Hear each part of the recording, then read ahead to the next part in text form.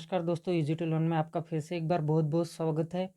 तो gate exam की तैयारी करने के लिए हम कुछ प्रैक्टिस क्वेश्चन ले रहे हैं।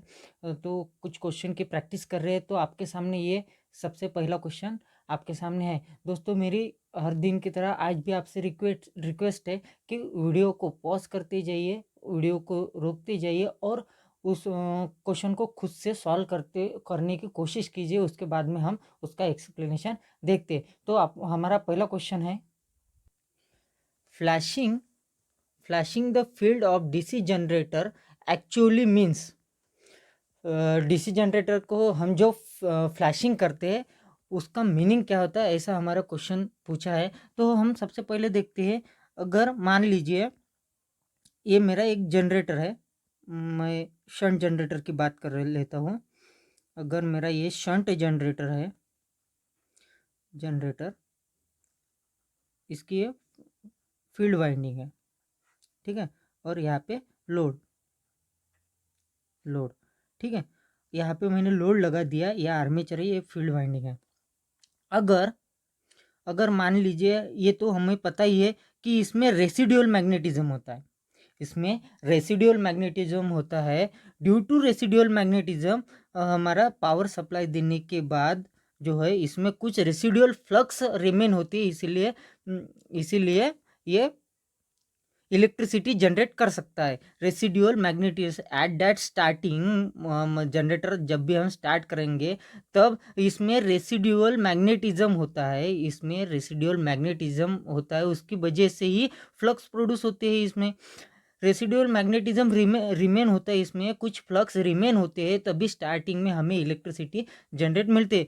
क्योंकि जनरेटर की बात कर रहे हैं, क्योंकि जब ये रोटेट होगा, इसमें अगर फील्ड वाइंडिंग फ्लक्स ही नहीं प्रोड्यूस करेंगे तो ये आर्मेचर किसे कट करेगा।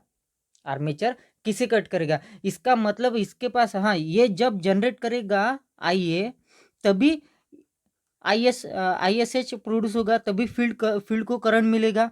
लेकिन उससे पहले अब ये फ्लक्स, इसके पास जो है फ्लक्स रिमेन होते हैं। आईए जनरेट होने से पहले इसके पास कुछ फ्लक्स रिमेन होते हैं, उसी को हम रेसिडुअल मैग्नेटिज्म बोलते हैं। उसी की बदौलत ये उस फ्लक्स को, वो होते हैं लेकिन कम होते हैं, उस फ्लक्स को कट करता है। इसीलिए आइए स्टार्टिंग पोजीशन में कम होता है, फिर बढ़ते बढ़ते ये रेसिडुअल, फिर आइए बढ़ते बढ़ते बढ़ जाता है, फील्ड को भी करंट प्रोवाइड करता है। उसके बाद में हमें रिक्वायर्ड करंट हमें मिल जाता है। रिक्वायर्ड करंट जो आई होता है हमारा, वो हमें मिल जाता है। लेकिन अगर मान के चलो इस टर्मिनल को मैंने क्रॉस कर दिया, यानी इस टर्मिनल को मैंने यहाँ कनेक्ट कर दिया और इस टर्मिनल को मैंने इस यहाँ पे कनेक्ट कर दिया, तो ये जो residual at the starting position की मैं बात कर रहा हूँ, जब भी स्टार्टिंग होती है उस टाइम की बात कर रहा हूँ, उस समय पे एट द स्टार्टिंग अगर मैं इसके टर्मिनल रिवर्स कर दूंगा तो इसमें के रेसिडुअल मैग्नेटिज्म जो है वो न्यूट्रलाइज हो जाएगा। इसमें का रेसिडुअल मैग्नेटिज्म जो है, रेसिडुअल मैग्नेटिज्म ये न्यूट्रलाइज हो जाएगा। अगर रेसिडुअल मैग्नेटिज्म न्यूट्रलाइज हो गया तो इनिशियली ये फ्लक्स प्रोड्यूस नहीं करेगा तो आर्मेचर फ्लक्स को कट नहीं कर पाएगा, तो ईएमएफ इंड्यूस नहीं होगा। अगर ईएमएफ इंड्यूस नहीं होगा तो आईए जनरेट नहीं होगा, तो हमें लोड करंट नहीं मिलेगा, ही नहीं। इसका मतलब हमारा इलेक्ट्रिसिटी पावर जनरेट होगा क्या? नहीं होगा। अब ऐसे कंडीशन में क्या करना चाहिए, यही हम इस कंडीशन में जो सॉल्यूशन हम यूज करते हैं उसी को फ्लैशिंग बोलते हैं। ये तो एग्जांपल मैंने ये बता दिया कि अगर टर्मिनल क्रॉस हो गए, अगर समझ लो कुछ मशीन बहुत दिन तक, महीने, साल, 2 साल, ऐसे बहुत दिन तक स्टेशनरी कंडीशन में है, उसका वर्क नहीं है, उस समय पे भी फ्लैशिंग की जरूरत पड़ती है। उस समय पे भी रेसिडुअल मैग्नेटिज्म न्यूट्रल हो सकता है। कौन से मोटर में होता है, कौन से नहीं होता है। लेकिन अगर टाइम पीरियड बहुत ज़्यादा हो गया तभी भी रेसिडुअल मैग्नेटिज्म न्यूट्रलाइज हो जाता है। तब हमें यानी कि कहने का कारण ये है कि जब भी रेसिडुअल मैग्नेटिज्म न्यूट्रलाइज हो जाएंगे, तब हमें फील्ड फ्लैशिंग की ज़रूरत पड़ेगी, फील्ड को फ्लैशिंग करने की ज़रूरत पड़ेगी। अब फ्लैशिंग क्या होता है? फील्ड को फ्लैशिंग करना है क्या? इसको एक्सटर्नल सप्लाई, डीसी सप्लाई देके इसको एनर्जाइज कर देते हैं। इसको एक्सटर्नल सप्लाई देके हम एनर्जाइज कर देते हैं। यही हमारा फ्लैशिंग होता है, एनर्जाइज करने। एक बार एनर्जाइज हो गए तो उसमें रेसिडुअल मैग्नेटिज्म आ जाएगा, वो अपने रेसिडुअल मैग्नेटिज्म को अचीव कर लेगा। यही फील्ड फ्लैशिंग होता है। यानी कि फ्लैशिंग करना है, यानी क्या करना है? रेसिडुअल मैग्नेटिज्म को क्रिएट करना है। किससे? एक्सटर्नल सप्लाई देके। इसीलिए हमारा ऑप्शन डी आ जाएगा, creating residual magnetism by a DC source. हम फ्लैशिंग करना यानी क्या होता है? हम रेसिडुअल मैग्नेटिज्म क्रिएट करते हैं किसी वजह से। अगर चाहे मोटर बहुत दिन से बंद हो, जनरेटर बहुत दिन से स्टेशनरी कंडीशन में हो, या फिर टर्मिनल को जो अगर हमने किसी वजह से क्रॉस कर दिया है या चेंज कर दिया टर्मिनल उसको, तो रेसिडुअल मैग्नेटिज्म न्यूट्रलाइज हो जाता है। वही रेसिडुअल मैग्नेटिज्म फिर से जनरेट करने के लिए या फिर अचीव करने के लिए हम फ्लैशिंग करते हैं, यानी कि डीसी सोर्स को अप्लाई करते हैं फील्ड के अक्रॉस। उसी को हम रेसिडुअल मैग्नेटिज्म बोलते हैं, या फिर अचीव करना बोलते हैं, या फिर फ्लैशिंग बोलते हैं। नेक्स्ट क्वेश्चन की तरफ बढ़ते हैं। तो हमारा क्वेश्चन क्या कहता है? A separately excited DC generator supplies the 150 ampere to 145 volt DC grid को 150 एम्पियर और 145 वोल्ट सप्लाई करता है एक DC generator. The generator is running at 800 rpm. The armature resistance is 0.1 ohm. If the speed of generator is increased to 1000 rpm, the current in amperes supplies by the generator, the DC grid को जब मेरी 800 rpm speed है तब 150 rpm 150 ampere मेरा current supply करता है grid को। लेकिन अगर मैंने जनरेटर की स्पीड इंक्रीज कर दिए 1000 एम्पियर तक लेके गया, तो उस समय पे उस स्पीड पे यानी 1000 एम्पियर पे मेरा करंट कितना रहेगा, यही पूछा है। और वोल्टेज उन्होंने दिया है 145 वोल्ट। ठीक है, देख लेते हैं। तो हमें करंट निकालना है। तो हमारा करंट किससे निकले? जनरेटिंग का फॉर्मूला क्या है? Eg equals to V minus IA RA, ये फार्मूला है। हमें RA भी दिया हुआ है, वोल्टेज भी दिया है, IA निकालना है हमें। ठीक है, अब Eg1 और Eg2, सॉरी यहाँ पे प्लस, जनरेटर की बात कर रही है इसलिए प्लस आएगा यहाँ पे। Eg1 और Eg2 अगर निकाल लेंगे तो हमारा I निकल के आ जाएगा। देखिए निकाल लेते हैं। For n equals to 800 rpm, 800 rpm, पहले n1 की हम बात कर रहे हैं। तो इसके लिए Eg1 equals to V minus IA RA। ठीक है, इसके लिए Eg1 इक्वल्स टू वोल्टेज दिया हुआ है 145 वोल्ट प्लस करंट भी दिया है। पहले कंडीशन के लिए करंट गिवन है हमारे पास 150 एम्पियर। ठीक है, इनटू आर्मेचर रेजिस्टेंस कितना है? 0.1। इसका मतलब Eg1 हमारा कितना निकल के आ गया? 160 वोल्ट निकल के आ गया। अब बात करेंगे हम फॉर n2 के लिए, ये n1 ये n2 के लिए 1000 rpm तक हमें जनरेटर की स्पीड इंक्रीज करनी है। 1000 rpm तक हमें जनरेटर की स्पीड इंक्रीज करनी है। तब हमारा Eg क्या हो जाएगा? इस फार्मूले से इस फार्मूले से हम ईजी निकाल सकते हैं क्या? नहीं निकाल सकते, क्योंकि हमें वोल्टेज तो गिवन है लेकिन आई ए गिवन नहीं है। पहली कंडीशन में आई ए गिवन था, करंट जो है हमें गिवन था, लेकिन इस कंडीशन के लिए नहीं। इस कंडीशन में ये भी एब्सेंट है, ए भी एब्सेंट है, इसलिए हम इस फार्मूले से नहीं निकाल सकते। तो कौन से फार्मूले से निकाल लेंगे? इस N1 N2 upon N1 equals to EG2 upon EG1, इससे निकाल सकते हैं। या चलो यहाँ पे निकाल लेते हैं, यहाँ पे निकाल लेते हैं। क्या हो जाएगा हमारा? EG2 equals to N2 upon N1 equals to multiplied by EG1। अब देखिए N2 भी हमारे पास गिवन है, N1 भी गिवन है और EG1 भी गिवन है। जो फर्स्ट जनरेटिंग वोल्टेज यानी EG1 भी हमारे पास गिवन है। अगर मैं इसकी वैल्यू रख दूं EG2 इक्वल्स टू N2 कितना है हमारे पास?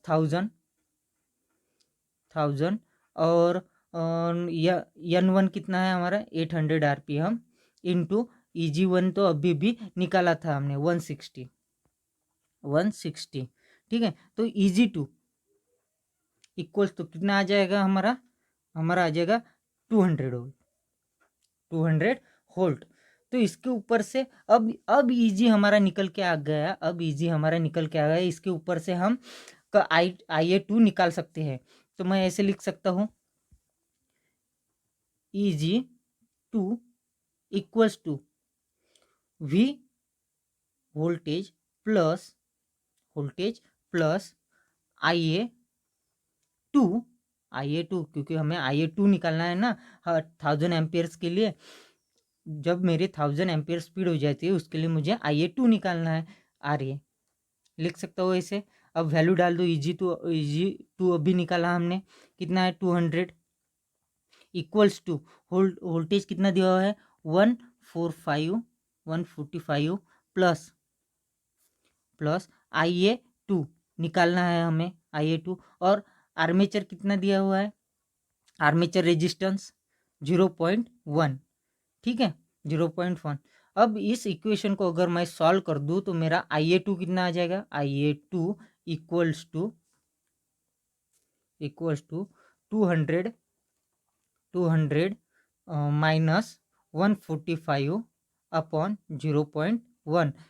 इसका मतलब मेरा IA2 इक्वल्स टू आ जाएगा 550 मेरा IA2 निकल के आ जाएगा। एक बार आप कैलसी पे चेक कर लीजिए। इसका मतलब मुझे यहाँ पे क्या लिखना पड़ेगा?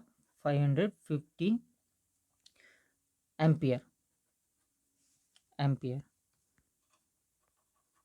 इतना मेरा करंट आ जाएगा। किसके लिए? जब मैं जनरेटर को पहले केस में क्या था, मैं जनरेटर 800 RPM से मैं रोटेट कर रहा था, लेकिन सडनली मैं क्या कर देता हूँ, 1000 RPM से जनरेटर रोटेट करना चालू कर देता हूँ। तो पहले कंडीशन में जब मेरा 800 RPM था, उस कंडीशन में उन्होंने करंट दिया हुआ था, लेकिन मुझे 1000 RPM के लिए करंट निकालना था। तो 1000 एम्पियर के लिए मेरा करंट 550 निकल के आ जाएगा। चलिए नेक्स्ट क्वेश्चन की ओर बढ़ते हैं। Next numerical, a 220 volt DC series motor run driving a current 30 ampere for the supply armature and field circuit resistance 0.4 ohm and 0.1 ohm respectively। Armature और फील्ड सर्किट का रेजिस्टेंस दिया है 0.4 and 0.1 respectively। The load torque varies as the square of the speed. Load torque varies square of the speed. ये condition हमें काम में आने वाली है। The flux in the motor may be taken as being the proportional to the armature current to reduce the speed of a motor by 50%। the resistance in ohm that should be added in the series with the armature। क्या कहते हैं? Series series के साथ 50% speed reduce करने के लिए 50% speed reduce करने के लिए हमें कितने ओम का रेजिस्टेंस आर्मेचर के साथ सीरीज में कनेक्ट करना पड़ेगा, क्योंकि आर्मेचर के साथ सीरीज में अगर रेजिस्टेंस ऐड करते हैं तो स्पीड डिक्रीज हो जाती है। तो कितने ओम का लगेगा 50% स्पीड रिड्यूस करने के लिए, ये उन्होंने हमें पूछा है।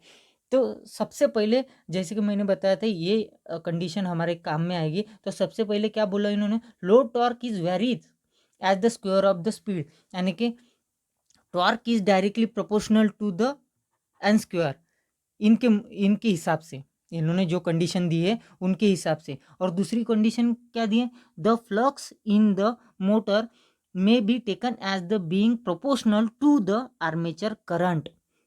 फ्लक्स क्या बोलते हैं, phi, flux is directly proportional to the armature current के साथ डायरेक्टली प्रोपोर्शनल में है, ठीक है। और torque is directly proportional to the I A square, torque is directly proportional to I A square. ये हमारी कंडीशन है। इन तीनों कंडीशन के ऊपर से हम ऐसे लिख सकते हैं एन स्क्वायर, यानी कि speed is directly proportional to the I A square, ये लिख सकते हैं। अब हमारा N two upon N one equals to I A two upon I A one. ये इस कंडीशन की वैल्यू अगर मैं पुट कर दूँ, देखिए N two upon N one, यानी कि स्पीड जो है वो कितने परसेंट से डिक्रीज करनी है हमें, 50% से। 50% से डिक्रीज हो रही है, इसका मतलब अगर मैं एन वन और एन टू की value N two upon N one की वैल्यू मैं 0.5 लिख सकता हूँ, क्योंकि मुझे स्पीड कितने परसेंट से डिक्रीज करनी है, 50% से। इसलिए N two by N one कितना आ जाएगा मेरा, 0.5। 50% को अगर मुझे पॉइंट में लिखना है तो क्या आ जाएगा, 0.5, ठीक है। अब आगे देखते हैं आई ए टू हमें दिया नहीं है, लेकिन आई ए वन पहली कंडीशन के लिए 30 एम्पियर हमें दिया हुआ है। तो आई ए टू अपॉन 30, इसका मतलब मैं ये लिख सकता हूँ आई ए टू इक्वल्स टू, अगर मैं इसको सॉल्व करूँ तो मेरा आई ए टू निकल के आ जाएगा 15 एम्पियर। चलो आई ए टू तो निकल के आ गया 15 एम्पियर। फॉर सीरीज मोटर के लिए अगर हम बात करें, क्योंकि हमें कंडीशन कौन सी दी है, सीरीज मोटर की दी है ना, अगर हम सीरीज मोटर के लिए बात करें, फॉर सीरीज मोटर तो क्या हो जाएगा, N two upon N one equals to E B two upon E B one, ये होता है ना इक्वेशन, इंटू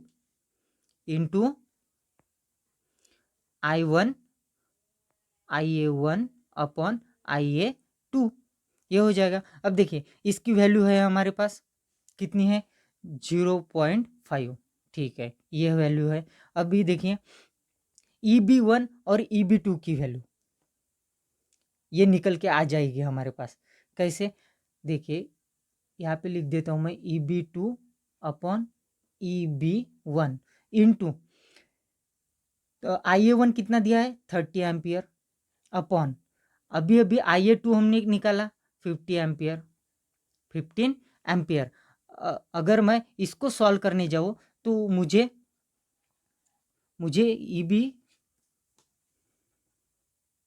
ई B two upon E B one की वैल्यू मिल जाएगी 0.25। अगर मैं इसको सॉल्व करूँगा तो इसकी वैल्यू मुझे मिल जाएगी 0.25।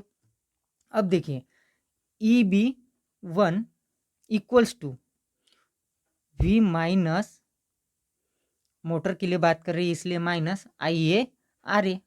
चलो इसकी वैल्यू डाल देते हैं। अभी हमें ई बी वन निकालना है, ई बी वन निकालेंगे तो हमारा आर्मेचर करंट निकल के आ जाएगा और उसका रेजिस्टेंस भी ऐड करने वाला निकल के आ जाएगा। कैसे आता है देख लेते हैं हम।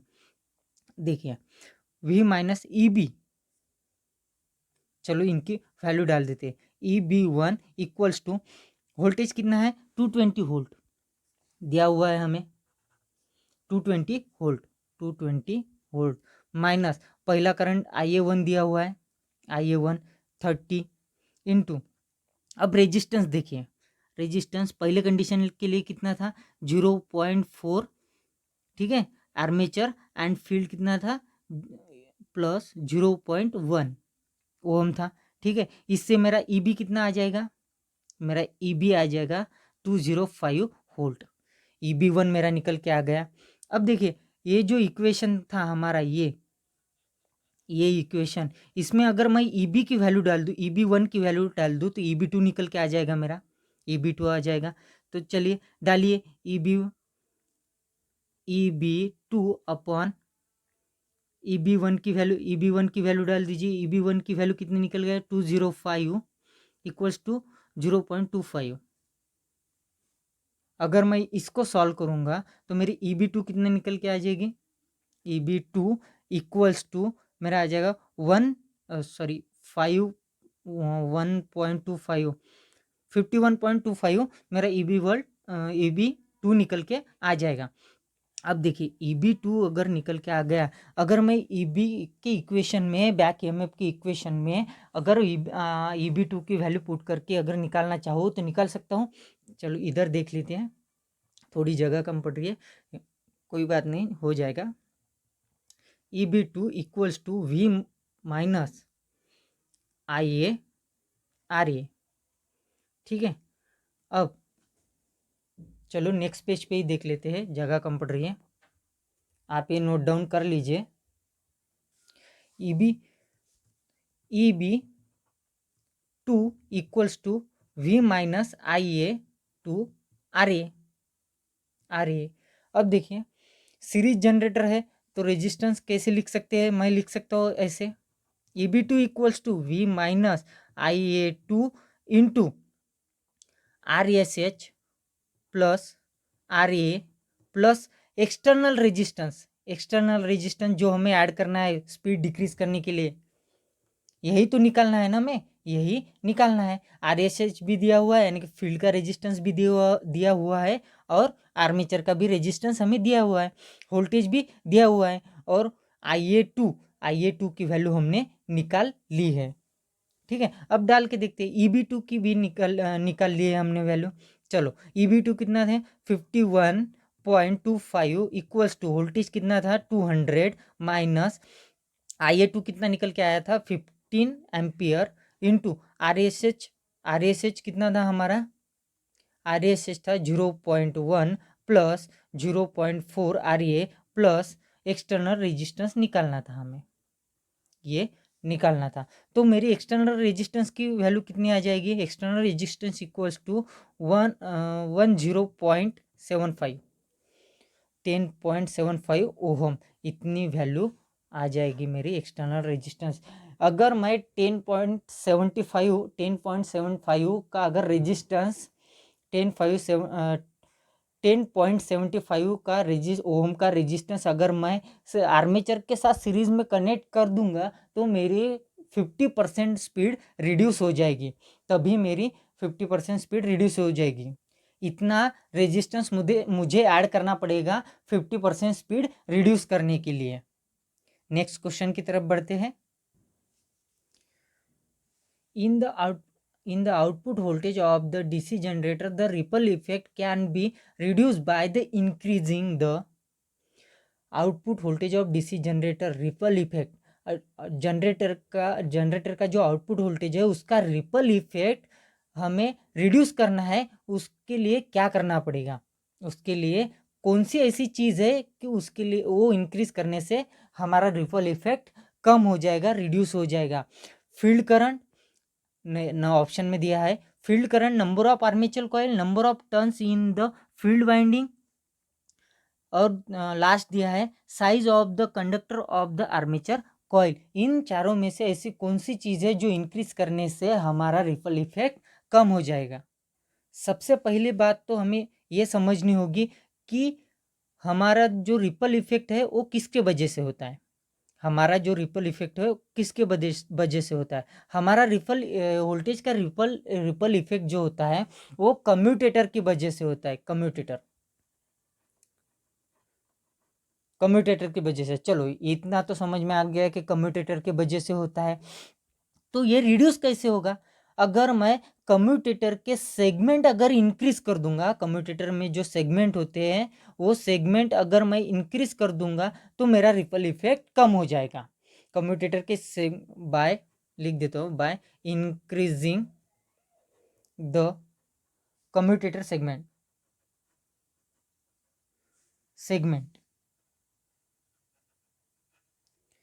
अगर मैंने कम्यूटेटर के सेगमेंट अगर इंक्रीज कर दिए तो मेरा रिपल इफेक्ट कैसे हो जाएगा? कम हो जाएगा। लेकिन दोस्तों मैं कम्यूटेटर के जो सेगमेंट है उसको ऐसे ही थोड़ी इंक्रीज कर सकता हूँ। कम्यूटेटर के सेगमेंट इंक्रीज करने के लिए मुझे क्या इंक्रीज करना पड़ेगा?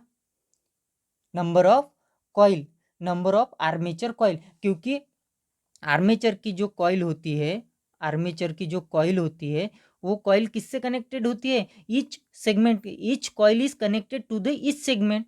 हर एक कॉइल हर एक कम्यूटेटर के सेगमेंट से कनेक्टेड होती है। तो इसके लिए मुझे कम्यूटेटर के नंबर ऑफ कॉइल इंक्रीज करना पड़ेगा। अगर मैं increases the number of coil, armature coil, अगर मैं अगर मैं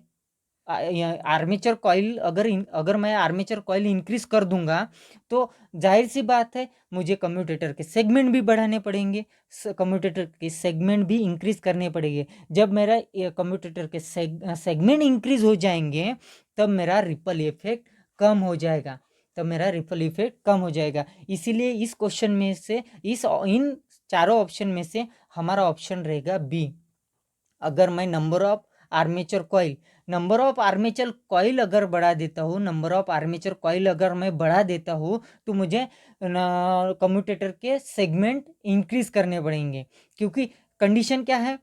each armature coil is connected to the commutator each segment, commutator के हर एक सेगमेंट को एक एक कॉइल कनेक्टेड होती है। ये हमारी कंडीशन है। उसके हिसाब से अगर मैंने कॉइल इंक्रीज कर दी, आर्मेचर कॉइल इंक्रीज कर दी, तो मेरे कम्यूटेटर के सेगमेंट भी इंक्रीज हो जाएंगे। अगर कम्यूटेटर के सेगमेंट इंक्रीज हो जाएंगे तो रिपल फैक्टर मेरा ऑटोमेटिकली रिड्यूस हो जाएगा। इसीलिए इस क्वेश्चन का आंसर बी होगा, increasing the number of armature coil. तो दोस्तों आज के लिए बस इतना ही। धन्यवाद।